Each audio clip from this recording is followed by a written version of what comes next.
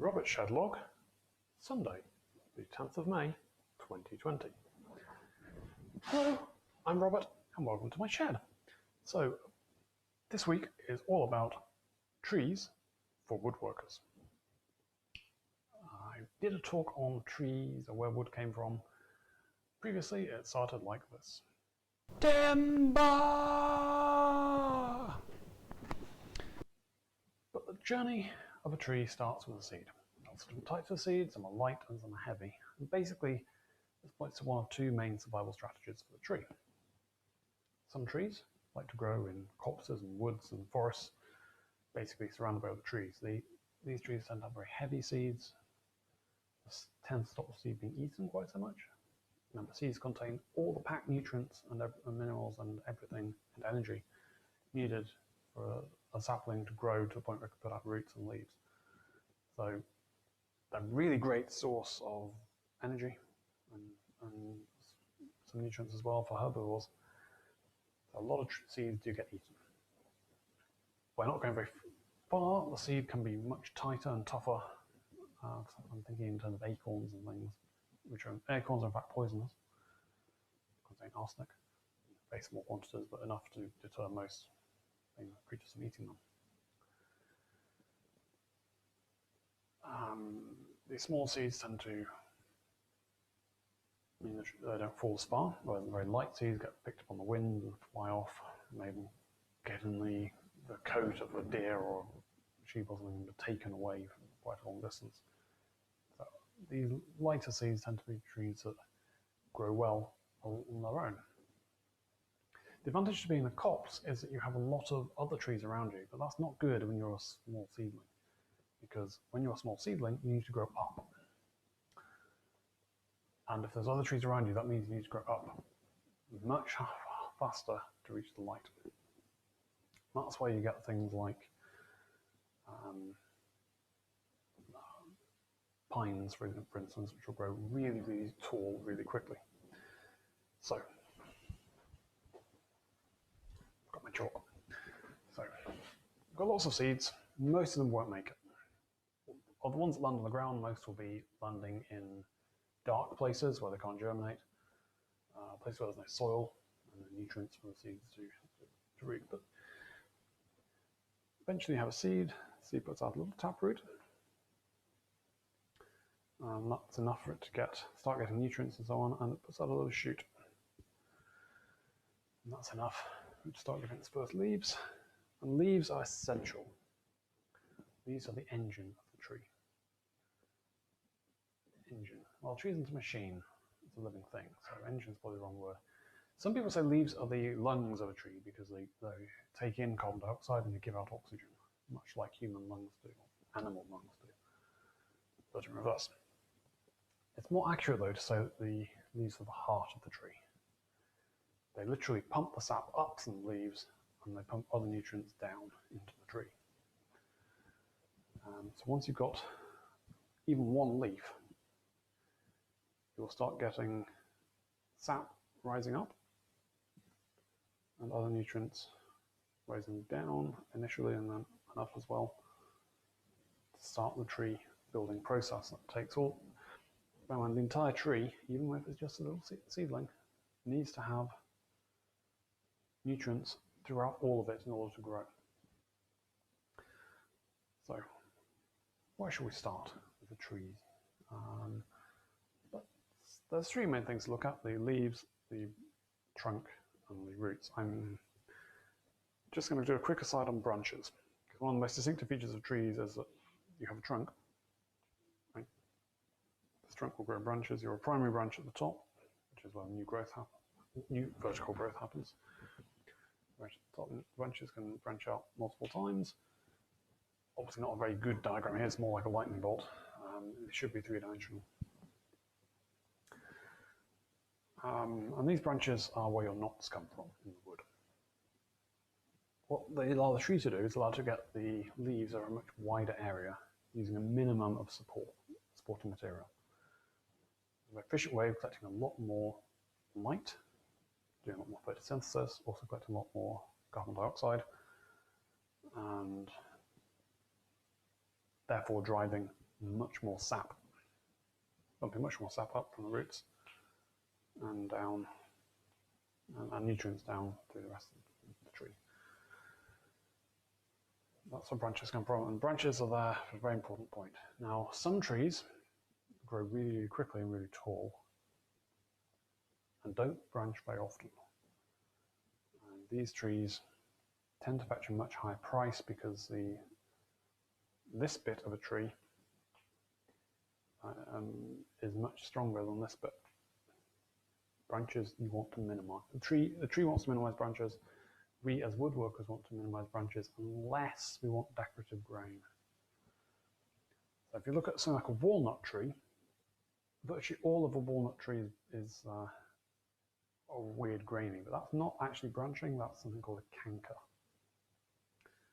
It's when the cells of a tree, all trees can get cankers, it's where the cells of the tree start reproducing exponentially instead of linearly. And so a tree produces far more material than it is to sustain the tree, and that usually appears as a bulbous structure on the outside of the tree. This phenomenon is almost the same as cancer in animals, except that with trees it tends not to be fatal. Walnut is particularly interesting because it has pretty much guaranteed canker all the time. So walnut trees grow far more cells than they need, which makes them a very dense, very stable wood, and also very beautiful when properly planed, but really hard to plane because the grain's all over the place. So I'll ignore branches from now on, but I just wanted to get that in there. Okay, so trees that grow quickly, they can grow very slowly. Now, trees that grow more slowly tend to put up more material, they're much denser, and these are known as hardwoods. Hardwoods trees, after the same amount of time, I've just drawn a line there, but imagine there's a ground, there's roots underneath, there's some amount of branches, there'll be a leaf structure. Probably not at the top, that's just diagrammatic. It'll cover most of the tree. That's the difference between hard and soft wood. Now, softwood grows really quickly. And because it grows really quickly, you can fell it much sooner, after 2 or 3 years instead of 10 or 20. In fact, physically build the Royal Navy fleet, the government, or the king, I suppose, at the time, planted vast forests of oak. And these grew for about 120 years before they started felling them. And they felled them in massive quantities, and that's how we built such a huge navy so quickly.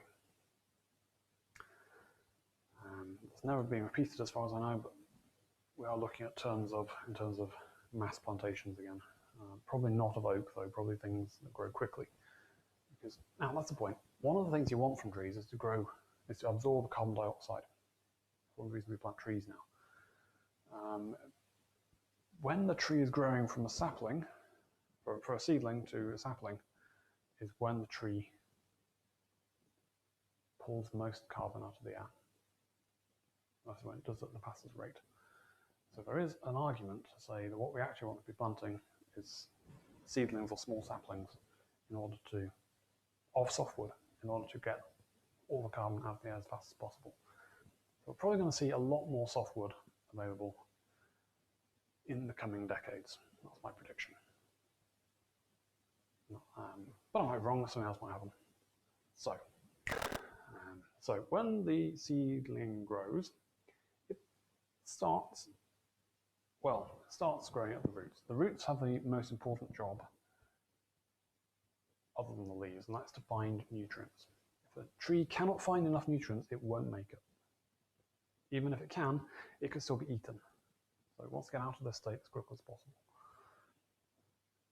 Now, the way roots grow is you have a root in the, this is really zoomed in, you have a root, and it sends off a few really tiny micro roots.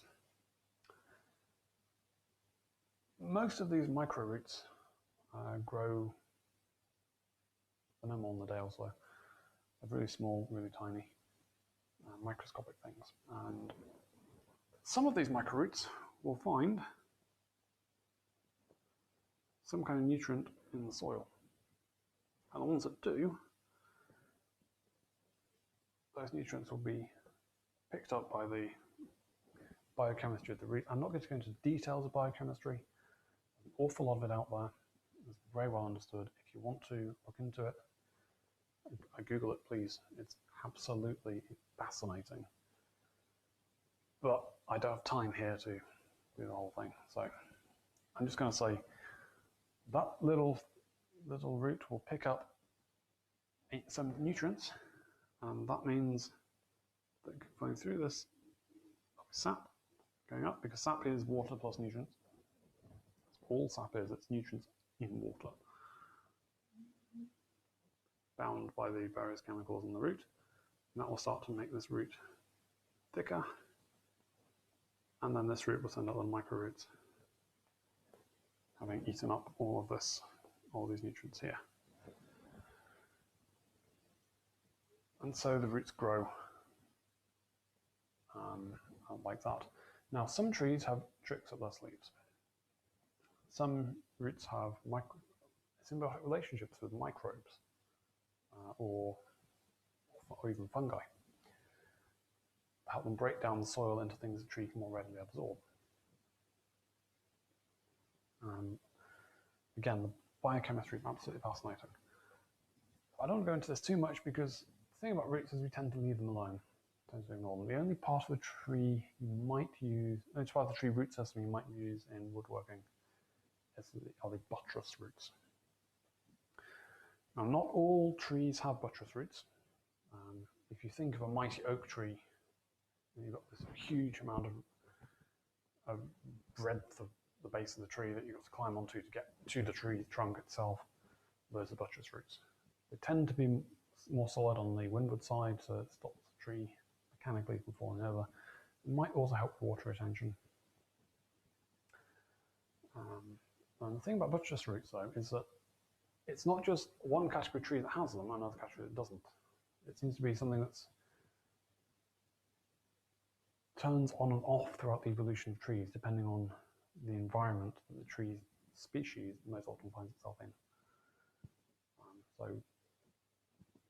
I'm not going to say the DNA code for buttress roots is in every tree, but certainly a lot of trees have it, and it's not based on the genetic family of the tree.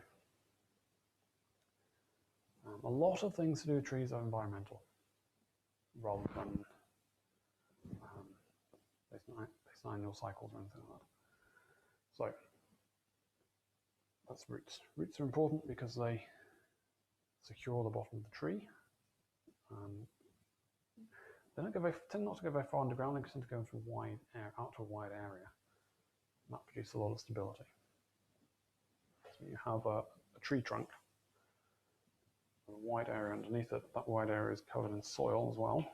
Remember, soil and rocks and plants, whatever else is growing up here.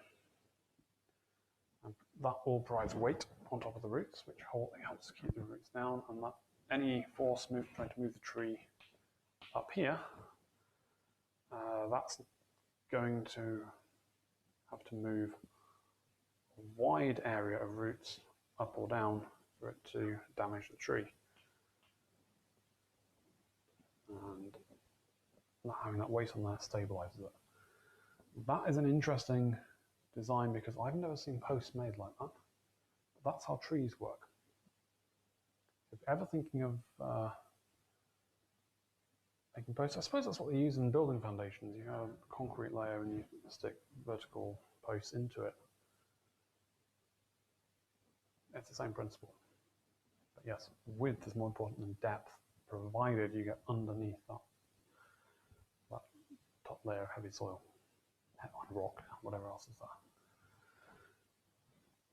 All the products of photosynthesis from the leaves is pushed down through the tree, through this thing called the phloem layer, which is just a layer of cells. All trees are made of fibers. Fibers are vertical tubes, effectively, or tubes along the length of the wood. The phloem layer is the layer that's used for pushing nutrients through the tree. That's sugars, vitamins, hormones, and everything else that's a product of photosynthesis. So take a look at the Calvin cycle and photosynthesis, and you'll discover a wealth of knowledge on biochemistry, where that stuff comes from. The phloem layer is the outer part of the sapwood, which is the living part of the tree. The inner layer is called the xylem, which is the really critical to survival part of pulling the nutrients and water from the roots, the engine of the leaves. I keep calling it an engine, I mean a biochemical engine. That pulls up through the xylem layer. Right, now the heartwood is the central bit of the tree, and that's the only bit that's not living. Now in a previous video I mentioned the pith and said that the pith was the heartwood, and pith is part of the hardwood typically, although when the tree is initially grown, the pith is obviously alive, and the tree puts out more and more rings every year, and the ones it doesn't need for xylem become this heartwood section in the middle, which is of interest to woodworkers because, well, as far as woodworkers are concerned, the heartwood and the sapwood are often different colours of wood, they're often different densities.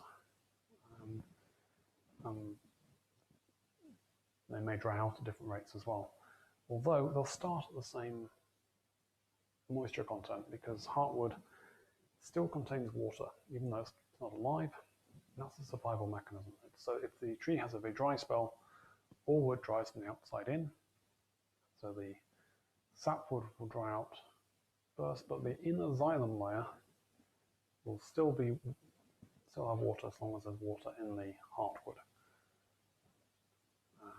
So that allows the tree to keep pulling nutrients from the roots, which means any forest tree can survive as long as some of the xylem has water in, and that means the heartwood acts as a store of water. Very simply. Unless, of course, it rots away. The heartwood, because it's not alive, the tree can't defend against microbes, and so if any microbe can get through the sapwood and the bark into the heartwood, a burrowing insect might create a hole, for example. If the heartwood rots away, you get a hollow tree. Hollow trees don't survive as well because they don't have that water storage when there's a very dry spell. They also provide less wood, of course. They are fascinating things of mystery and wonder. And I think they enrich the world, personally. Anyway, another thing to worry about is the bark. You may have a secondary phloem layer inside the bark that's used to push nutrients from the leaves throughout the tree. And nutrients from leaves go push up and down because they go to the top of the tree, and the bark is where the main growth happens. So you end up with this cambium layer going in. You end up with this phloem going into the bark. Cambium layer moves out gradually as the growing cycle happens. At the end of the growing cycle, the secondary phloem in the bark will turn into cork. Cork is the layer of the tree that grows behind the bark. I haven't got a line for it on here. I mean, I have to apply the line. But it pushes the bark outwards and off the tree by a periodic cycle. For some trees, it's every year it loses its bark, like the beech tree. For others, it can be 2 or 3 years between bark refreshing. But any volatiles, that is not carbon dioxide or anything that's toxic and the tree can't use it, any other chemicals like that, so sulfur dioxide, for example, other toxins you get from vehicle pollution in particular, or any kind of pollution, air pollution, they'll get deposited inside the bark because they'll be reacted with something in the leaf and not push it away, and the bark will go, right, you can't use that, and I'm not sure the exact biochemistry of that, but the bark is used as an injection mechanism for those things, and that's why trees like birch that replace their bark annually will often be planted around motorways and airports and areas of high air pollution. Birch bark, incidentally, is beautiful. It's a very thin layer, very thin, even layer of cork, which gives the bark a very even structure. In fact, you can have several layers of bark and just peel them apart.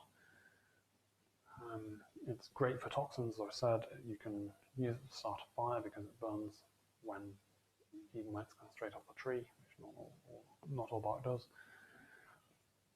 You can write on it. It's really quite nice as a material. So every year, typically, the tree will start its growing cycle.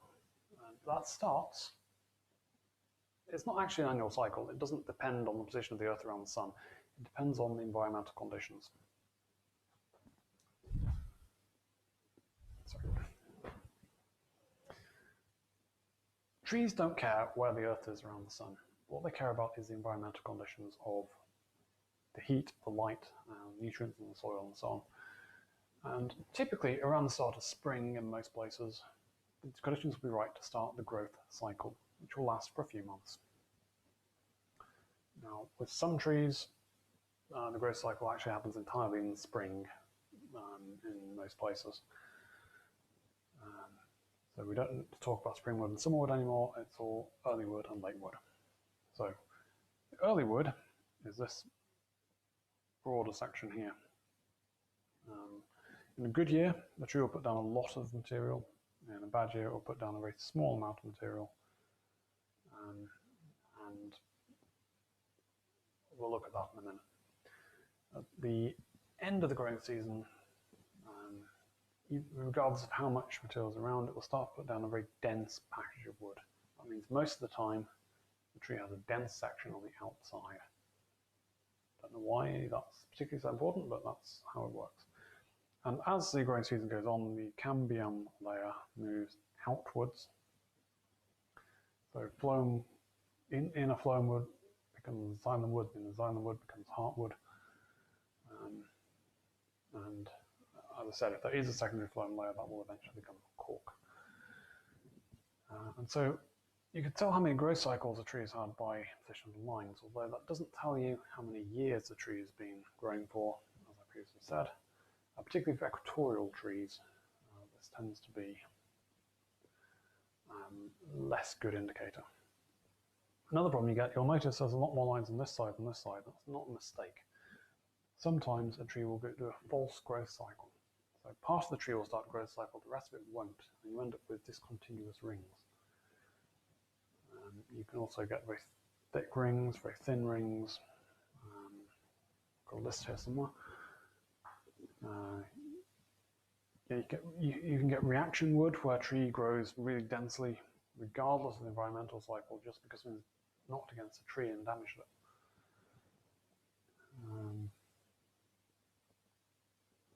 You also sometimes get fire damage outside of a tree, and that's a dark section, but the tree will just grow straight over that. It will remain as a dark section in the wood when you cut it open.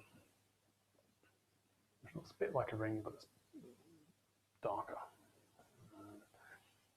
You do get big dark wooded trees, although things like Zebrino, which has really dark layers in it, that's not actually very dark until the wood dries out. I'm not entirely sure what causes it to darken. Presumably the pores close up and it just looks darker. But let's take a look at the structure of a ring and go on to planing. So just here, I've marked a little circle, which I don't think you can see on camera, but it's there. That makes me happy. And here is the what the rings would look like under a microscope. So you have the early wood, which has very broad cells, and the late wood is very much narrower cells. But that's not all. You also occasionally get radials. And these radials tend to form lines around the edge of the tree, going radially, that's radial, around the ring. So these act as buttresses, internal buttresses within the tree structure, which gives a lot of rigidity and strength when the tree is standing. They also produce flecking. Now this is beech. I can get that right close into the camera. You will see a series of lines. You should also be able to see another series of lines that go at right angles. So there are very faint radial lines that you can see here. When I first saw these, I thought they were saw marks. You can see on the top of the wood, though, you should be able to see that there's a lot of flecking there. That's not just nice lines that you get on wood, but a lot of distinct, disjointed flecks. And those flecks are these radials, made up of cells, a number of cells that go in a short line.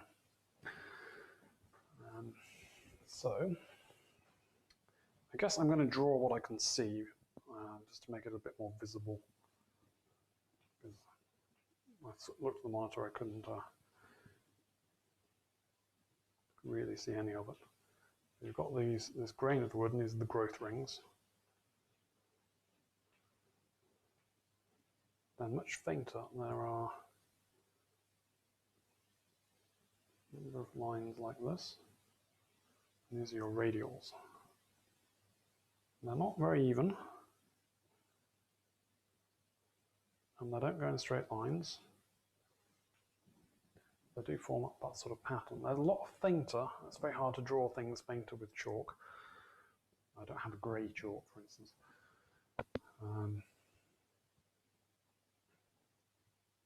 But they are there. And they look fairly continuous, but when it comes through the top of the wood, they're quite disjointed, as you might expect. And this, if you imagine this is the top of the wood and I want to plane it, I would want to plane that this way. And the reason is, radials cause tear out. So all the tear out problems you've ever had with wood have been caused by radials. If I push a plane, let me get an actual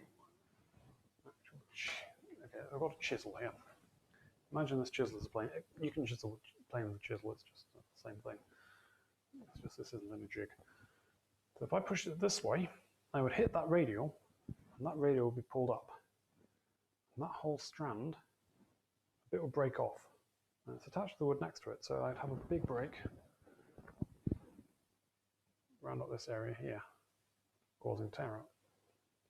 If I go this way. If I go this way, instead, this radial is pushed down slightly. And I might cut the end off with the plane. That's what I want to do. It's part of the wood, it's part of the wood I'm trying to smooth.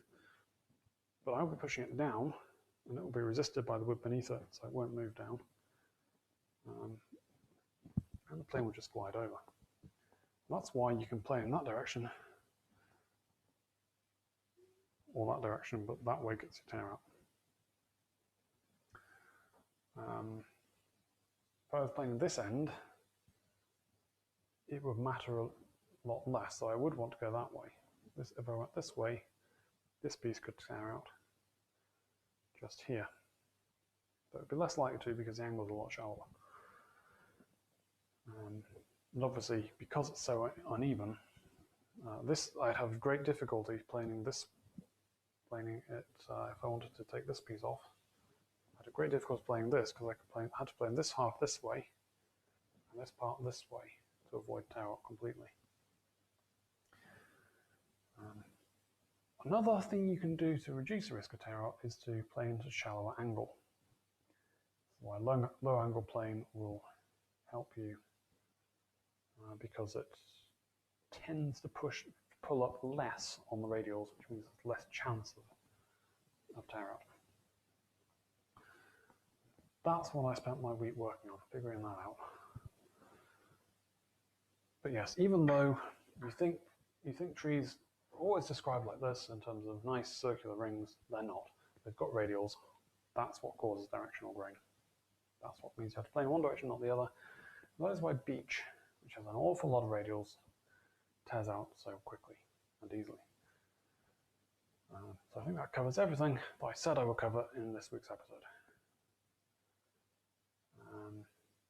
I really don't know where to leave this. All I've done in the past week is made a box. It's even plywood, it's not even proper wood. Just to practice my box joint skills. There we are, that's a box. And that's really all I've got time to talk about on Shedlog this week. Next week, I'm going to be talking about plows and rooters and slots and slot machines. Not the gambling kind. So, and until next week, ta-ta!